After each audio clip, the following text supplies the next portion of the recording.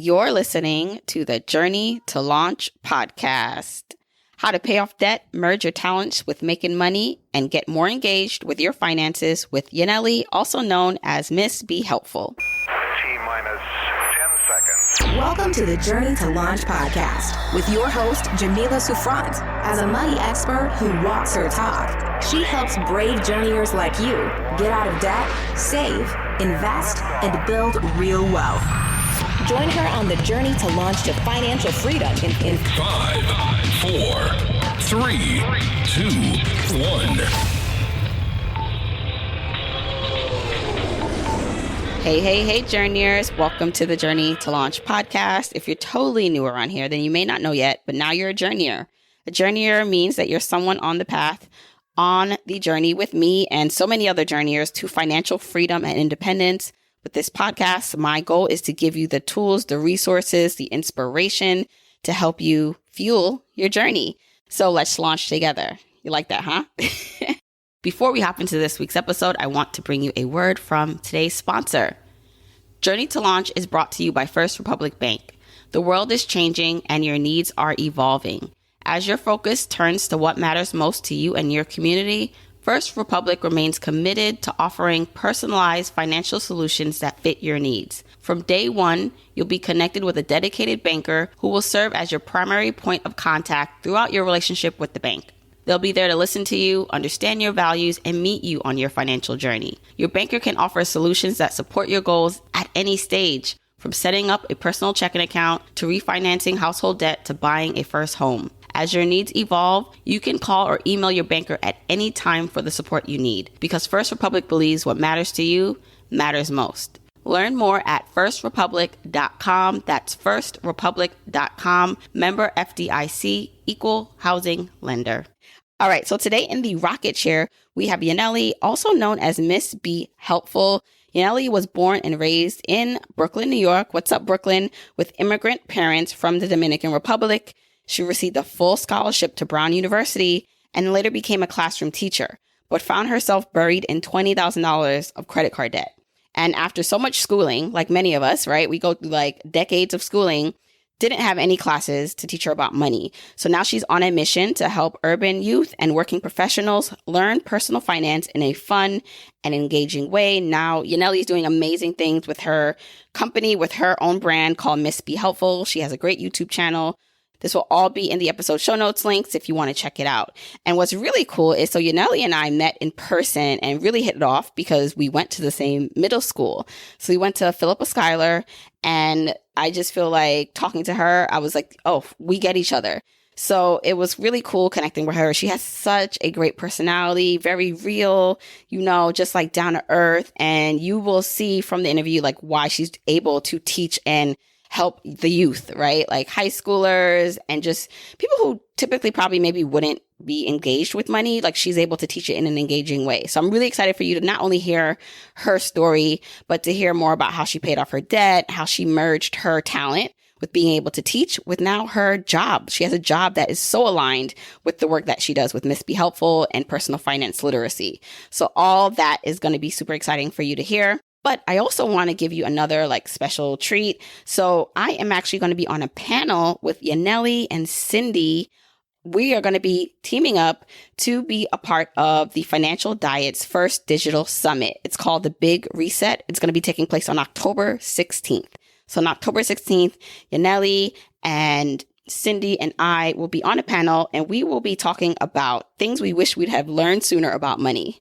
And it's not only us talking at the summit, there's lots of great speakers and panelists, and it's going to be awesome. So if you want to join us for the Big Reset 2020 on October 16th, get your ticket. It's super affordable. It's $29. But get this, if you use my code JOURNEY, you get $10 off. So it's only $19. So run, don't walk your fingers to check out the digital summit. Go to journeytolaunch.com/moneydiet to get your ticket now. Once again, put in the code JOURNEY to receive $10 off. Go to journeytolaunch.com/moneydiet to join us, myself, Yanely, and Cindy on this digital summit. Ooh, and I have one more thing to share with you. I am doing a free class on October 22nd at 8:30 p.m. Eastern Time live, and I'd love to see you there. It's online. You can join from the comfort of your home. And I'm going to be talking about how you can unlock financial freedom right now from where you stand and help you map out your roadmap to financial independence, because I want you to live your best life. So come and join me. Grab your free seat by registering at journeytolaunch.com/free class. Once again, go to journeytolaunch.com/free class to join me live on October 22nd to talk about how you can unlock financial freedom today. Okay, let's hop into the episode. Okay, Journeyers, I'm super excited to have this week's guest on the podcast today. In the rocket chair, we have Yanely Espinal. Did I say that good? You did. Hey, everybody. What's up? AKA Miss Be Helpful. And Yanely and I have a lot of similarities. We met in person. I feel like the first time we had a real conversation was at Erin's house when she had like a little party. Yes. And then we discovered we went to the same middle school, right? But you have such a bubbly, like hype. I feel like just really New York yes. personality and energy about you. And then you bring that to teaching about money. And so I want to basically, introduce my audience to you, the Journeyers, to your work, but then also dive more into your background because you do have a lot to share. And I know a lot of people can relate to that. So welcome to the podcast. All right, let's do it.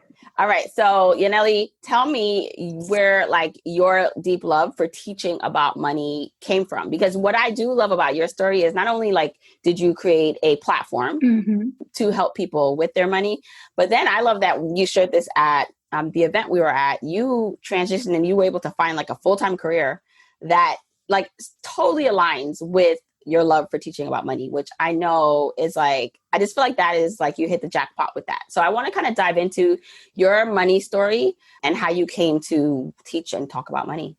Sure. Okay, cool. So yeah, like you said, my background is born and raised in New York City. I had a pretty big family. So 8 brothers and sisters plus me and my mom and dad, all in a tiny apartment in Brooklyn.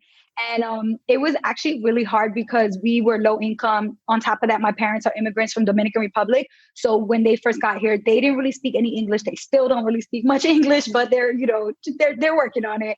And so that was just our household experience. It was really hard because we just knew there was going to be a lot of money. You couldn't really bother mom and dad for stuff. And if you needed something, you kind of needed to figure it out on your own. And, they could help a little, but just not a lot. And so that was really my mindset around money came from that experience. And it was definitely a mindset of scarcity. There's not enough to go around. There's never enough money. Don't bother mom and dad for it because it's not there.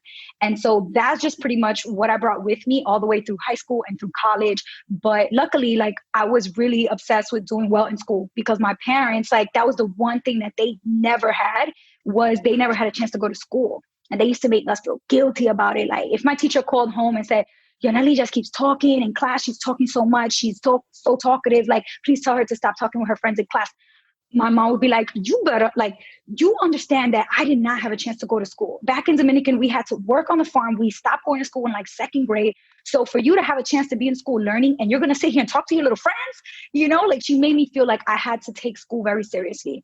And so at an early age, I really did. I was a nerd. I really wanted to have good grades. And because of that, I kept that up in high school and I ended up getting a full scholarship to go to Brown University.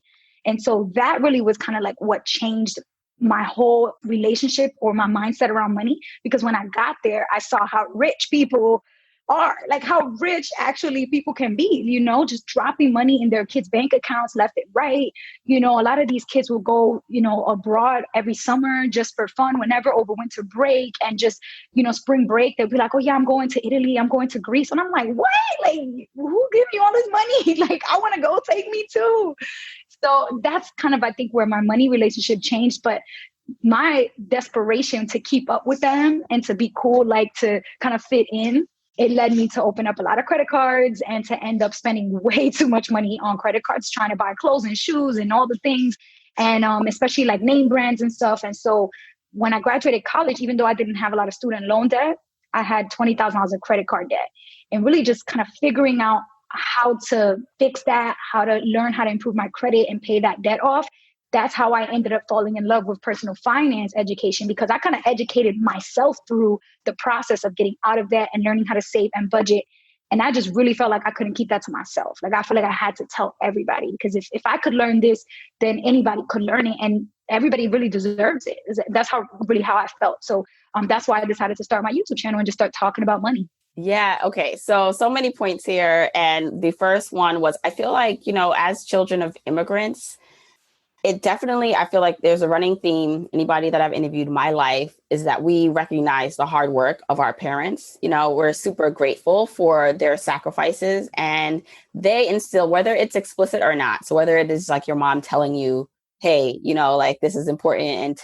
But I think education, like this, that's the same thing with my mom. She always just knew education was the key. So she highly stressed, like, making sure she was reading to me. We're going to the library, focusing on schools, getting me into, so in New York, they still have it, but the gifted and talented program. So that's kind of like the track, like, and, she was one of those parents where she like heard something and then she would research it. And she never had those opportunities. And she was just determined to give me those.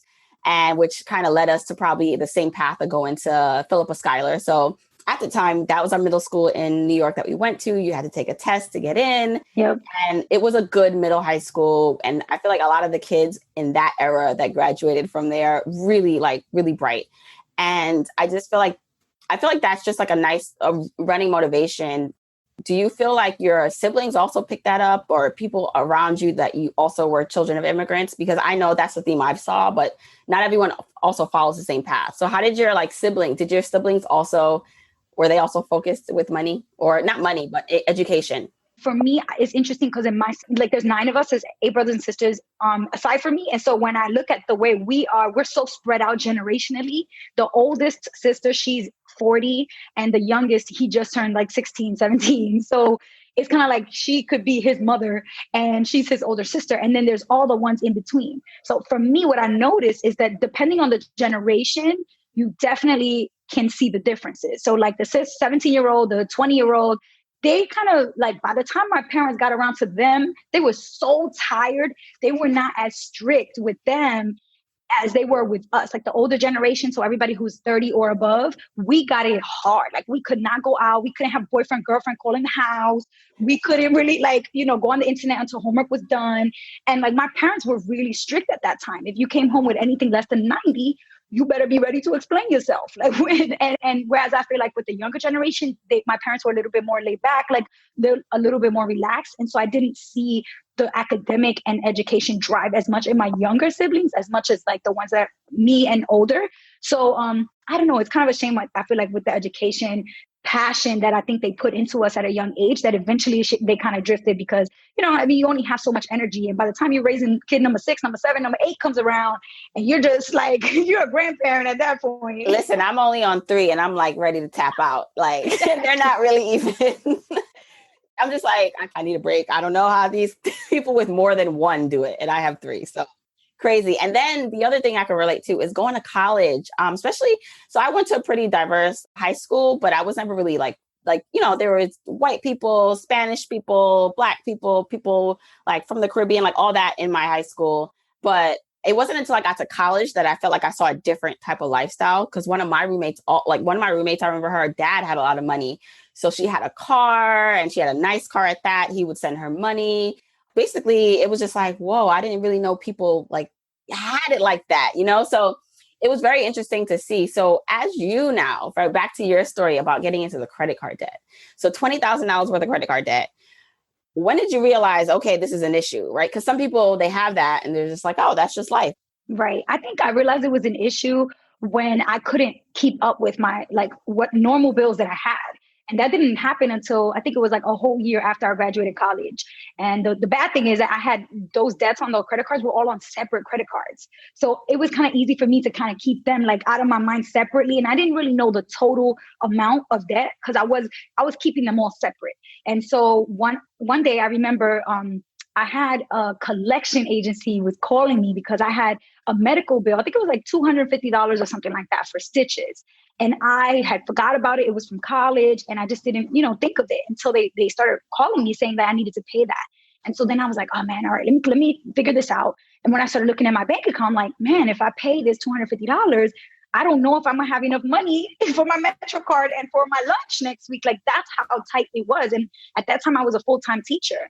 So it was no reason why I'm a full-time professional, employee working a full-time job when some of my friends couldn't even get a job. This was back in 2011, right during the 08, 2012 kind of like Great Recession. So I feel like that was a struggle. And so I was lucky to have a full-time job, but I couldn't even figure out my finances. That's when I said, all right, you know what, let me add up all this credit card. Let me figure out where I'm actually spending my money and see what's going on. And that's when I was so shocked that it was over like 20 grand. I didn't think it was that high, but what got me was that I probably only spent like maybe 13,000 across 4 years of college, but the interest was like 26-27% on those credit cards. And so the interest fees over the past 4 years of not sending more than just the minimum, of course, it was like almost at 20 or 20 grand or more because of those interest fees accruing. And I'm only here sending $25 minimum every month. It's not going to be enough. So that's when I realized I had to just get serious and get more aggressive because it was obviously a problem. Yeah. And, it's funny because we talk about you got a full ride, right, to school. Your major was education? I majored in art and urban studies and history of art. So I was doing everything. I wanted to do everything. I didn't know what I wanted to do exactly, but I ended up joining a program called Teach for America, which is why I started being a teacher. Okay. And so even with having that full ride, which so many people don't have that, but you worked hard with your grades, got that. So great. But still you without the knowledge of understanding like credit card debt, it was an issue. And I just feel like that's what, when you don't have parents or people to guide you, in the right way and talk to you about money, I feel like a lot of that, our generation dealt with that. So even if you did have a leg up because you don't have student loan debt, you got into some sort of other debt because you thought, oh, I'm doing really well. Like, at least I don't have student loans. And so I'm just going to spend. And I don't have parents that can put money on my food card and send me money every week. So I think hopefully I have hope that this generation coming up, so like our kids, if definitely will be more equipped to handle and have better starting points than we did. Yeah. And it's funny because literally those words you just said, that was exactly my mentality. Like I remember thinking to myself, oh, but I'm lucky because I don't have student loans like my friends. So I could be a little more lax with my money because I'm not going to owe student loans. So then that was my excuse to use credit cards. But I would have been better off with student loans because the interest rates are much lower compared to credit cards. I had no idea, how these things work. So it's just funny how in your mind, you might justify certain financial moves you're making that actually don't really make sense because you're so uninformed. And that was definitely me at that time. Yeah. And hey, I'm sure some journeyers listening in are like, I'm still doing that. Like, I'm still justifying some of the stuff I do. Like, so true. Now you find out you need to get out of debt. So at that time, what was your action plan? Like, did you start reading blogs? Like, what prompted you? What was your first steps to getting out of debt? Yeah, so I was kind of stressing about money for a little while and I knew I had a problem, but I didn't really know how to fix it. And one day, I think I was in Dwayne Reed one day, I was buying random stuff. That was my problem too. I was a little shopaholic. Like I would just go into Dwayne Reed or CVS, even if I didn't need nothing, just to buy like candles, lotion, maybe some salt baths, like just like random things, like maybe shampoo. And I'm like, I don't know why I was buying all these random things that I didn't need. It was just out of habit that I would pick up a few things on the way home. And so I remember one time I was in the Dwayne Reed and I had all these little things I was going to buy. And then I looked over and I saw the rack with all the magazines when you're about to pay at the end of the line. They had a stack of books and one of them was Women and Money by Susie Orman.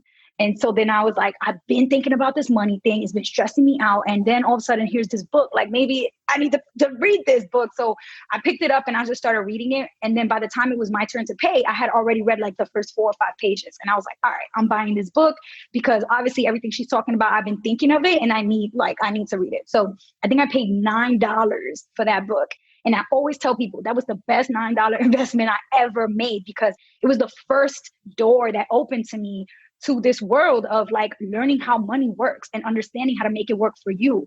So I read that Susie Orman book and that's when I started getting out of credit card debt because I followed her plan. I got aggressive towards like budgeting. I cut down everything. Like I stopped shopping. I stopped going out to brunch.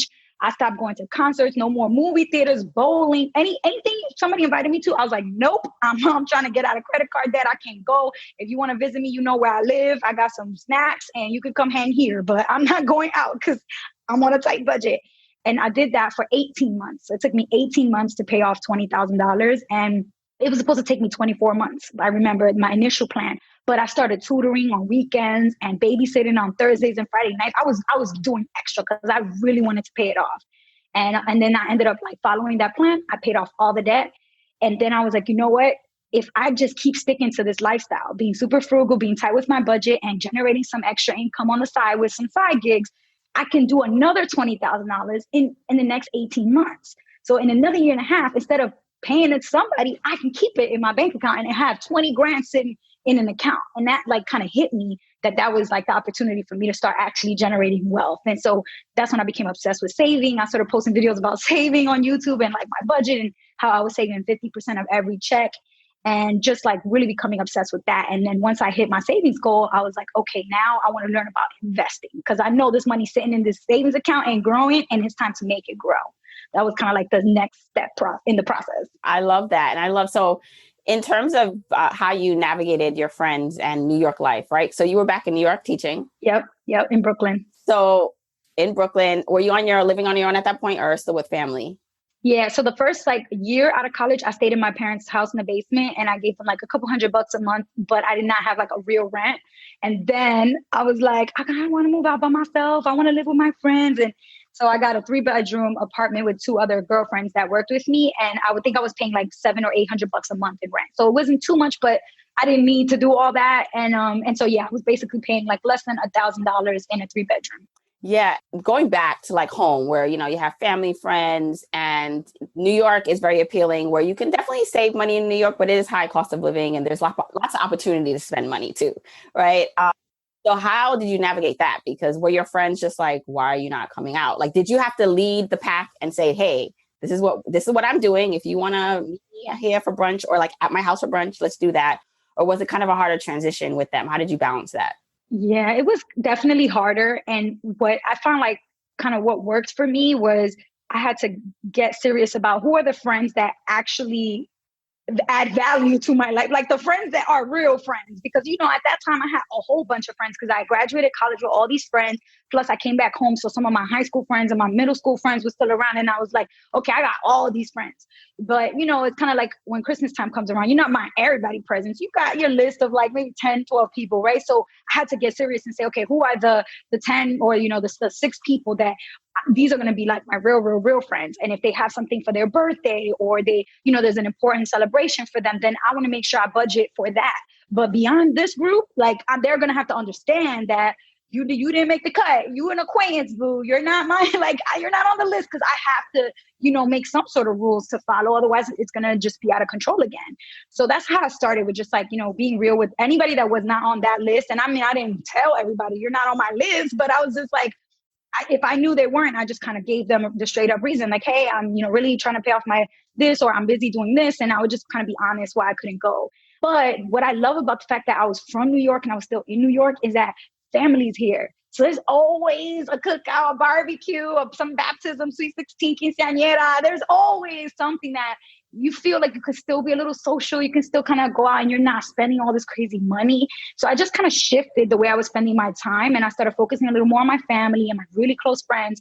And I kept myself busy. So I started YouTubing, which is like a whole separate skill. Like you have to learn how to edit videos, how to design your thumbnail images. You got to know about SEO, like how you're going to title your videos and tag them. And so I kind of became so obsessed with learning those new skills that I just was like busy, you know, I just kept busy with that. Yeah. And so now, how did you navigate this with family? Because you have 8 siblings, you said, and not everyone is probably on the same page. You know, was there any guilt about you starting to get out of debt and maybe not everyone is like as financially savvy? What about your parents? Did you feel responsibility to help people? Like, how did you navigate that situation? That was definitely a hard part because the thing is at first, you don't see results immediately. When you start putting a money plan in place and your financial planning is actually starting off, it doesn't really show immediately. So you got to be patient. You got to wait. And so at first people were like, oh, come on, live a little, you know, like my sister would be like, let's go get mani-pedis. Like, come on, we work hard. Like, I'm not going to deprive myself.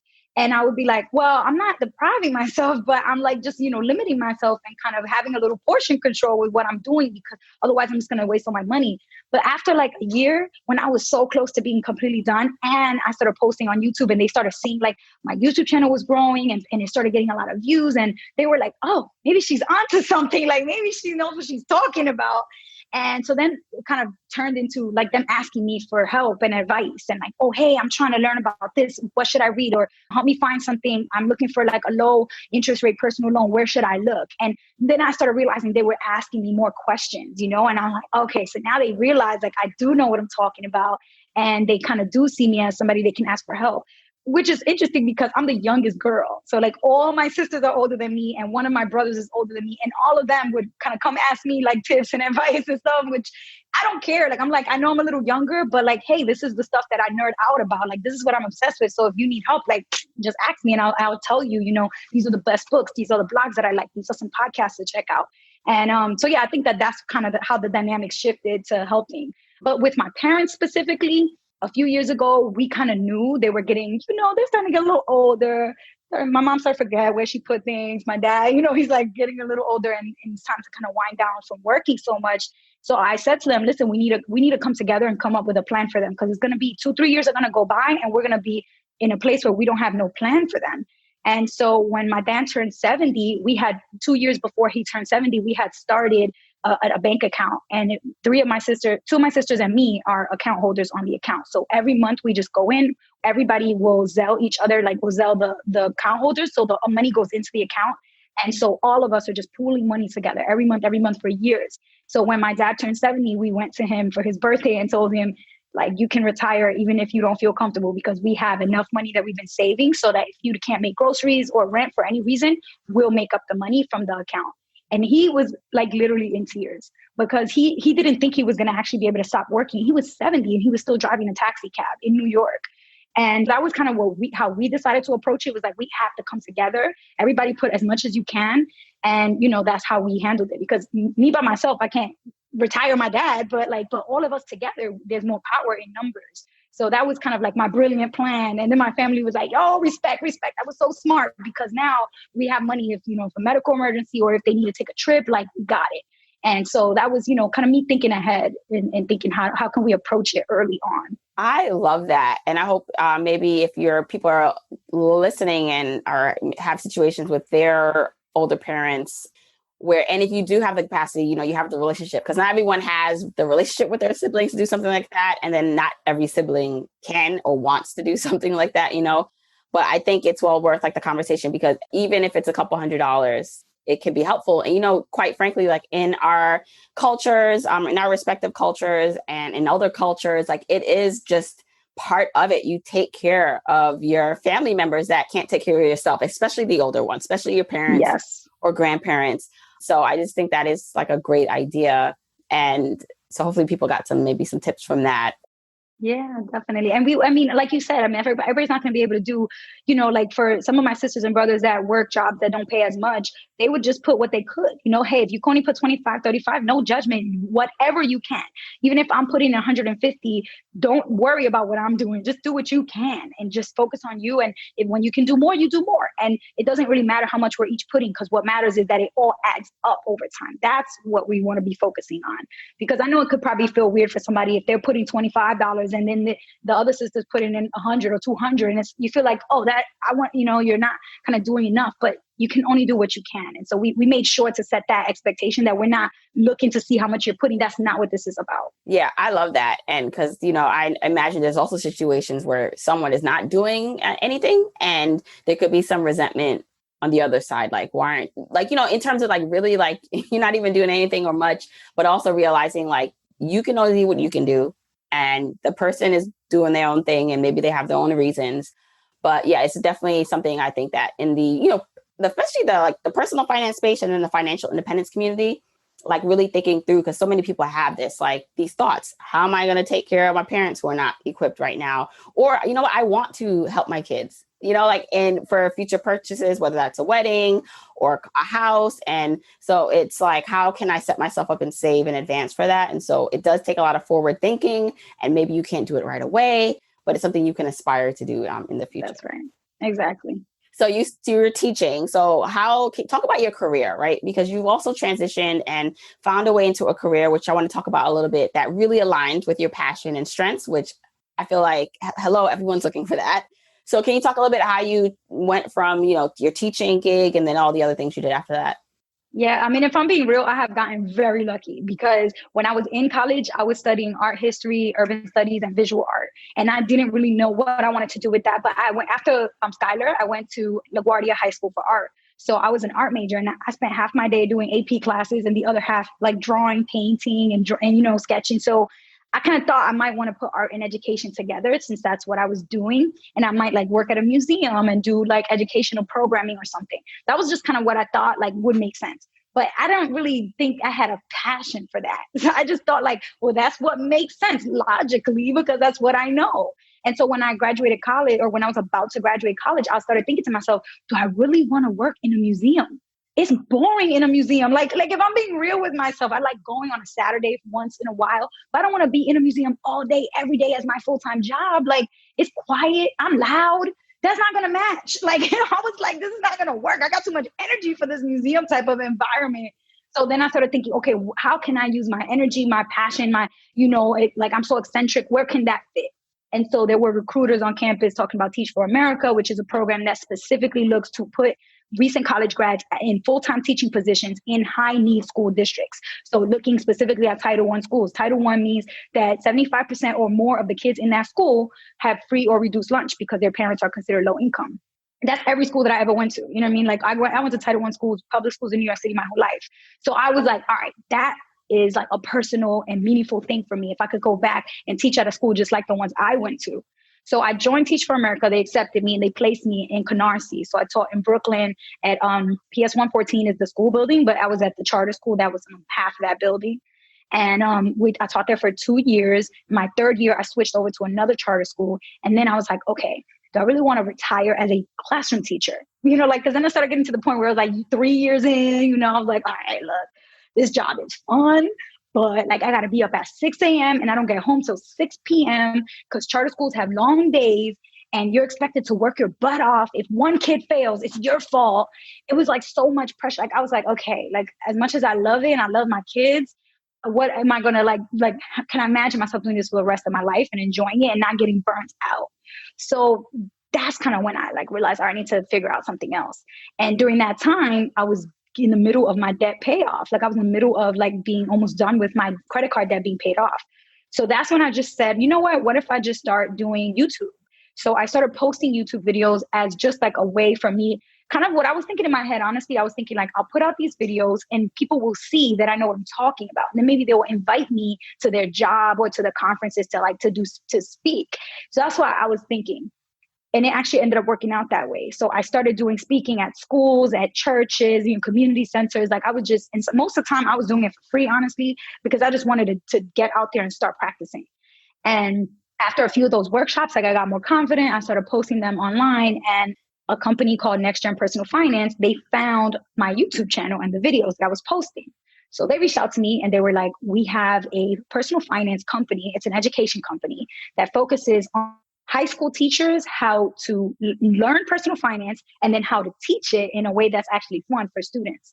So then I was like, wait, there's actually a job that could combine the two things that I know really well, teaching and money. Like that would be perfect for me. Like I was like, that job was made for me. So, but at that time I had quit the job that I was at before, which was a reading program at an after school program that was after teaching. And because I was like, I want to kind of travel and do something. And so I had just finished reading Tim Ferriss' 4 Hour Work Week. Yeah. So I was obsessed with this idea of mini retirements.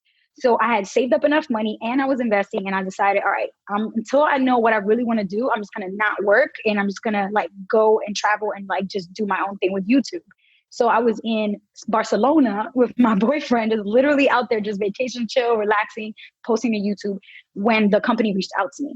And so they offered me a full-time position as the director for education outreach, which is in training teachers, teaching them about money, but also doing student workshops, which was like really my jam. I was like, I want to really be with the kids. And especially in urban schools, like that's where I was sitting. So I want to be there with them. They need this.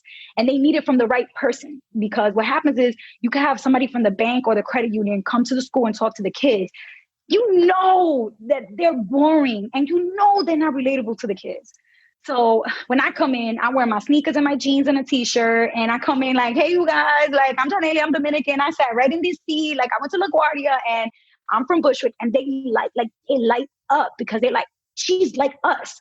They can ask me anything they want, and I'm going to keep it real with them. And I'm telling them about things that they want to know. What's the difference between a debit card and a credit card? And how do I, establish credit? What kind of student loans should I look for? And which ones should I watch out and not to get? And, really understanding a lot of things that they're not talking about in school or at home.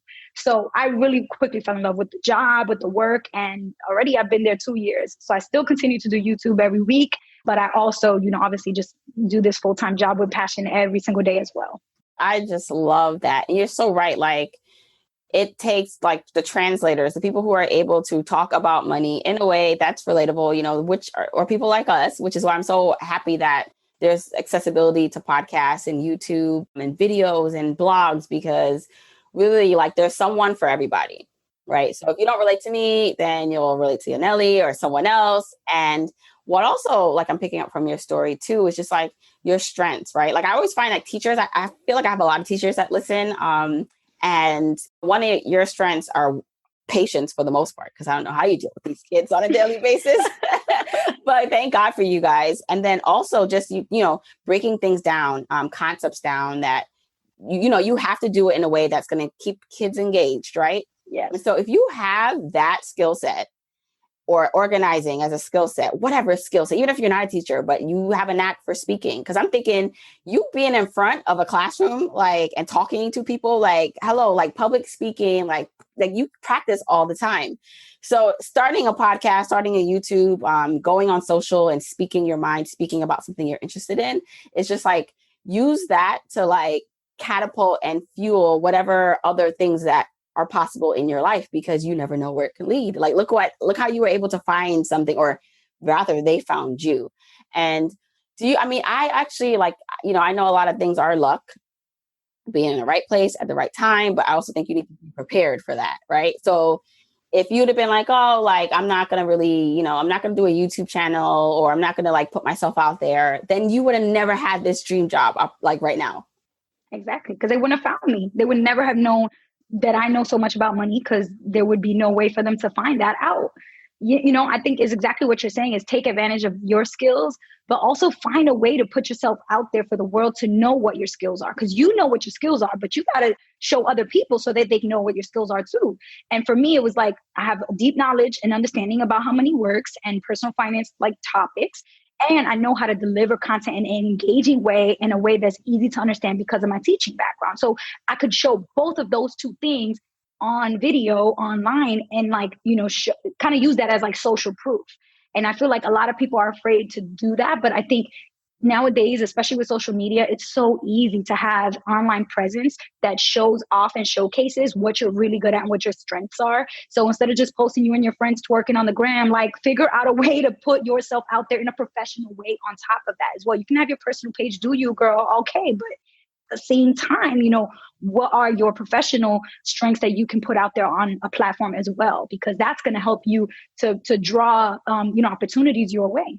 Right. And even just like, I'm thinking about just expressing yourself. I think how many people are afraid to just like go on camera and speak and put themselves out there. It's funny. I still almost struggle with that myself. Like, and it's part of that is just like me being more reserved. And sometimes it's like, oh, well, will they care about this if I put this on my Instagram stories? Like, no one's going to really care about that kind of thing.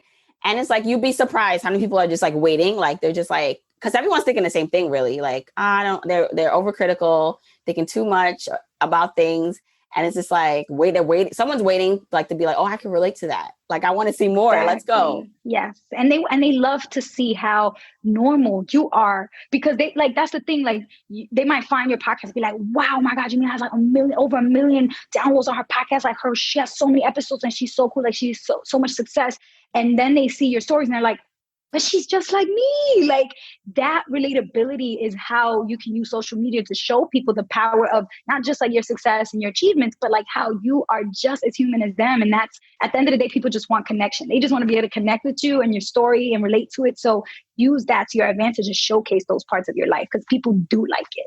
Yes, yes. And I want to talk a little bit because I feel like I do have some creatives that are like listening. So whether it's, maybe they want to start a blog, podcast, or YouTube channel, like, tips for growing that base, for creating engaging content and getting it into a position like basically, okay, for example, how long did it take for you to grow a following? Right? Like before it was like just 5 people watching your videos to like 1,000. Yeah. And what were some of the strategies to do? Yeah.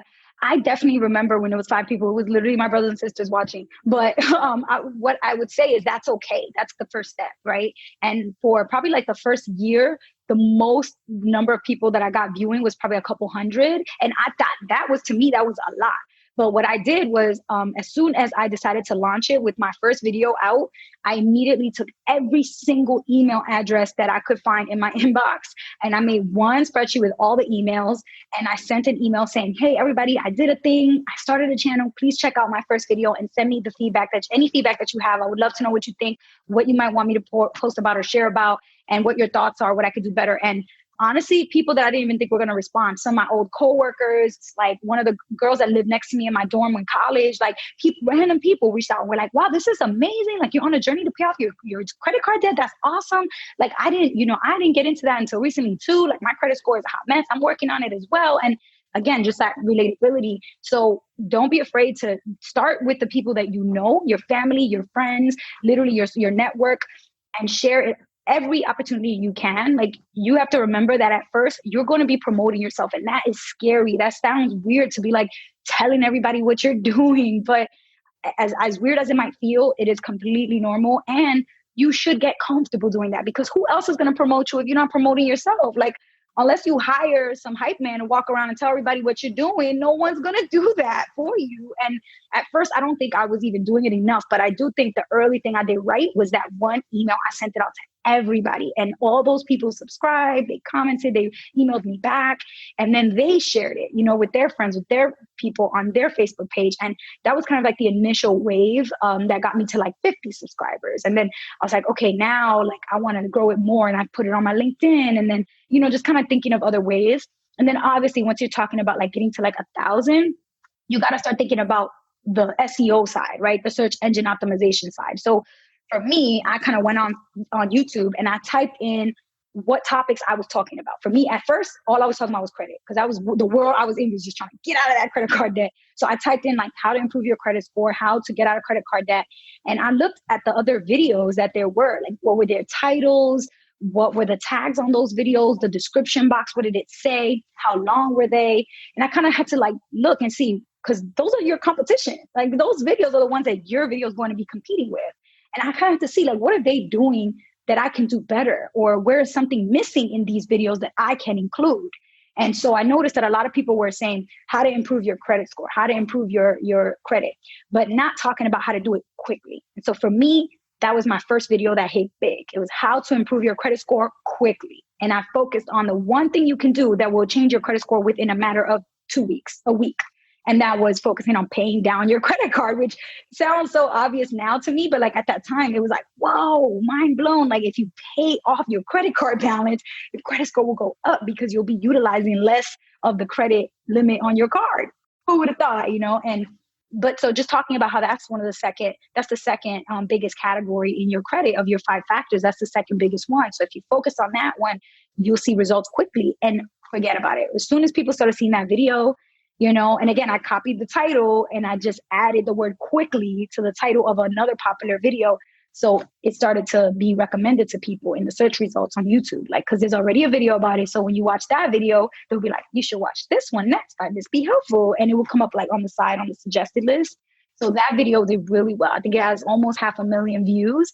And that was, just me, really kind of trying to figure out early signs of how to know what to title my video so that the people who search stuff can find it.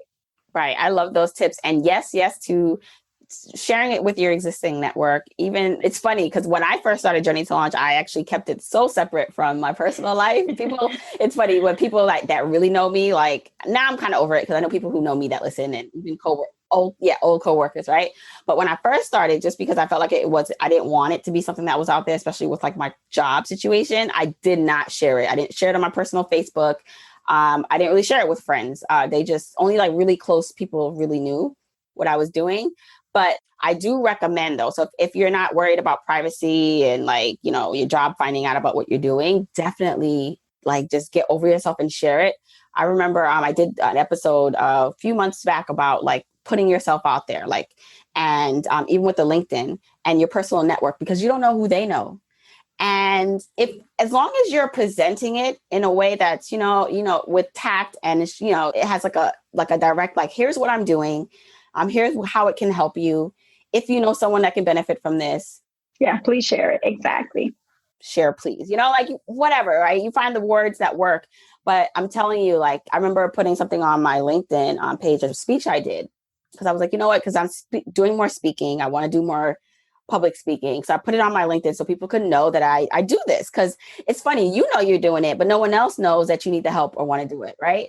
And I remember even just doing that, like I got some inbound like opportunities about, hey, would you like to do this? Or I didn't know that you did this. Like, let's talk. So I'm telling you right now, if there's an interest that you have, even if you really don't have a clue of where to take it, it could be like, I'm interested in doing this. I have no clue, no connections. Like you can literally just ask that on your feed. Like, hey, does anyone know about this thing? And I've seen successful people do that. And I kind of stole that from them. You know who does that a lot? Arlen Hamilton. She will do that all the time on her Twitter. The other day, my boyfriend and I were in the apartment talking about, like, we were watching YouTube videos about van life. So like these young couples, entrepreneurs, they just live in their vans, they drive around the country. And I was like, wow, babe, we should do this. Like we can see all 50 states and we can just like, we've always lived in tiny apartments, so it wouldn't be that much of a sacrifice. Like we could cram all of our stuff in a van. And so then literally 2 days later, he goes to me and says, you know what I saw on Twitter today? I was like, what? He's like, look at Arlen Hamilton's Twitter feed. She was posting about looking for companies to invest in that focus on van life, that are, created by people of color. And I was just like, this is not like, you see, she doesn't know much about it, but she's interested in it. And she just put it out there. Hey, does anybody know about van life, of people of color that are in this community that are doing this?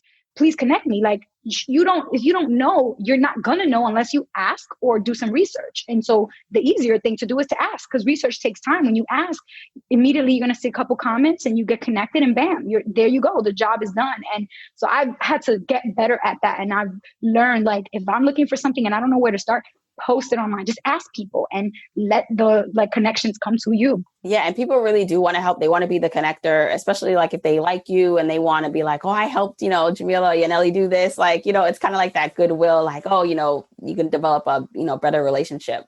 Okay. So, this was amazing. So you paid off $20,000 worth of credit card debt. Where are you now with your financial goals and what you want to do? Yeah. So I set a huge goal, which was to reach $250,000 net worth at the end of this year. I am super close, but not quite there. So one of the biggest ways that I'm trying to do that is by focusing on more work, obviously, like my full-time job. And then I have YouTube income that I get as well. So now this year I've added like blogging. I've been blogging for different companies. And I've also been doing a lot more virtual because COVID, obviously. But as much as, I can do speaking engagements, if they're virtual, I've been taking tons of those and doing like partnerships with other financial influencers, offering events, workshops, so that I can just bring in extra money every chance that I have free time.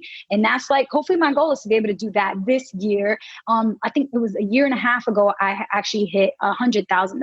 And so I wanted to make sure I could double that and do a little bit more than double within 18 months. And, for me, that's really just focusing on investing as much as, I can. Like I max out my Roth IRA every year. And then I also put as the maximum to get my match at my 401k at my job, and really just constantly thinking about, okay, as much as I can, cut down my bare minimum of what I need, everything left over, I can then invest.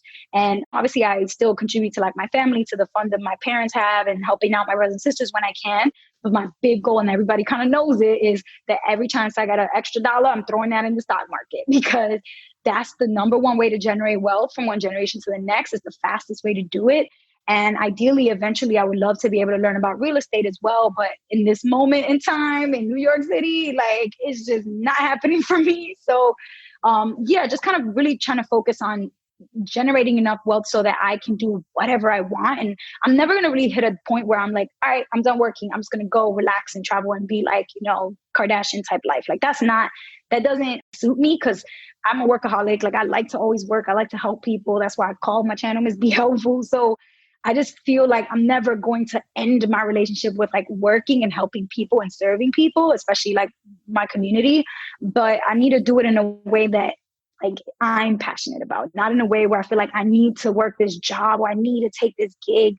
I want to do it in a way where I feel like I have control and autonomy to only choose the work that makes me happy. Right. Would you consider yourself, I mean, because what you're talking about to me is like on the path to financial independence. So, even though the FIRE movement, it has to retire early, that throws a lot of people off because they're just like, I'm not trying to retire early. But it's really just about like having options. Like you don't ever have to stop working. It's just like building up your portfolio to give you income so that you can have the option of what you want to do without worrying about the money. Yeah, I guess I would say I'm FI, not the RE per se, because I don't know that I kind of mentioned it a little earlier, but I think my desire is to be able to do mini retirements throughout my life. So not like the traditional type, like retire early or retire period. Like I think I would probably always be working in some capacity, but like when I don't want to, I'll just stop and do like a mini retirement until I want to work again. And that is, in my opinion, FI. You can only do that if you reach FI. You can only stop working when you want to stop if you can afford to. So for me, I would definitely say I'm trying to become financially independent. I'm not like, I wouldn't say I'm quite there yet because right now, the amount of money that I have is my net worth. I could stop working for a while, like a good while, but then I'm not going to like be able to continue to sustain it with my investments. So I'm not there just yet. But yeah, I definitely do think like the RE kind of makes people a little sketchy, but it doesn't matter if you're not focusing on the retire early part. You can still focus on building financial independence and stability for yourself so you can be work optional. I like that term, work optional. Yeah. And it's funny. So we're recording this episode in August. This might not come out for a few weeks. So guys, you probably hear this in the fall, but I just had an episode come out. I'm looking at the numbers. So if someone has not heard it yet, they can go check it out. But I spoke to Jessica of the Pioneers with episode 170 about Coast Financial Independence, which I don't know if you ever heard of the concept Coast FIRE. Oh, yeah, I've heard of it on, what's his name? Graham Stevens' YouTube channel.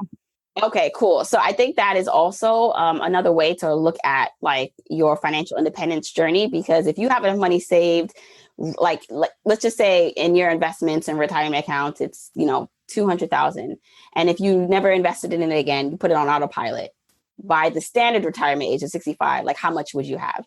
And if that is enough, not to say that you stop, you never invest or do anything again, but that gives you a good starting point on, wow. So literally, if I did take time off, all I need to do is cover my living expenses. Like I don't even have to save and invest anymore. Like if I couldn't, because I'm, traveling the world and I'm working on, my business. And these are the type of concepts I think our community needs to learn about, right? The options that are out there, investing, because while saving is great, right? Getting out of debt, listen, like there's stages to this. Exactly. Getting like on a budget and stable, getting out of debt, then saving so you have some backup, but then investing, that's where it's at. That's how you grow and really build wealth, which is why I'm like so happy that I was able to have you on the show, because I think it will be inspiration for people to see like where you can come from, like, starting out with $20,000 worth of credit card debt, but then being focused to pay that off and build wealth. Yeah. And I always tell people that too, like the easy way to remember why we focus so much on investing so hard. I posted a video about it. It's the rule of 72. It's just easy math. Divide the interest rate that you're getting where you put your money, take 72 and divide it by that. So if you have a savings account, on average, you're getting 0.09% interest. 72 divided by 0.09 is 800, which means it would take you 800 years to double the amount of money in your bank account. And that is insane. We're not even gonna be alive that long. Like that's impossible to do, to wait 800 years. So instead, if you try to get an investment account that averages 6 or 7%, you can double your net worth in 10 years. You can double your net worth in, if you have 9%, which is a pretty good return, but I think it's feasible. You can double your net worth in 8 years. So I feel like at the end of the day, if you start thinking about the numbers of it, that's why you realize like why so many people are obsessed with this investing situation, because that's the name of the game. You can double your money way faster. Yes. I love it. Glad you brought up that too. So I'll link some of your videos, but let everyone know where they can find more about you, your YouTube channel, social media, all that. Cool. So on YouTube, my channel is called Miss Be Helpful. It's MISSBE Helpful. And it's the same handle on everything. So if you go to Instagram, you can find me at Miss Be Helpful, on Facebook, on Twitter. And it's pretty much the same thing. And then I post my videos as well as how to book me to speak or connect with me or whatever on my website. And that's just www.missbehelpful.com. Awesome. I'll link all that in the show notes. And for your actual 9 to 5, can you share a little bit more about that in case, because I feel like that would be of interest to maybe some people if they wanted to bring this kind of service into their schools. 100%. I love talking about my full-time job because the best word ever is free. Everything that we do is free. We have an endowment fund that was created by our co-founder. And so there's tens of millions of dollars in a giant pile just for this work. So teachers will never have to pay, parents will never have to pay, students will never have to pay, school districts will never have to pay for this. And essentially what we offer is a full personal finance curriculum for middle school and for high school students, including lesson plans, activities, games, online games, case studies, projects, tests, quizzes. So, literally flashcards to study vocabulary, everything related to money, including checking, saving, investing, budgeting, taxes, insurance, financial pitfalls, everything. And so definitely check it out. It's at ngpf.org. And those letters stand for Next Gen Personal Finance, which is personal finance for the next generation. Amazing. I'm going to link all this in the show notes. So if you are interested in learning more about any of what we just talked about, go there. All right. Thank you so much. Thank you so much for coming on the show. It was amazing. It's my pleasure. It was fun. Okay, Journeyers, I really hope you enjoyed that episode with Yanely. I really loved how she was able to merge her natural skill sets and talents with a side hustle. And how crazy is that this side hustle, her Miss Be Helpful, helped her get a job that is fully aligned with what she loves doing. Such a win-win situation.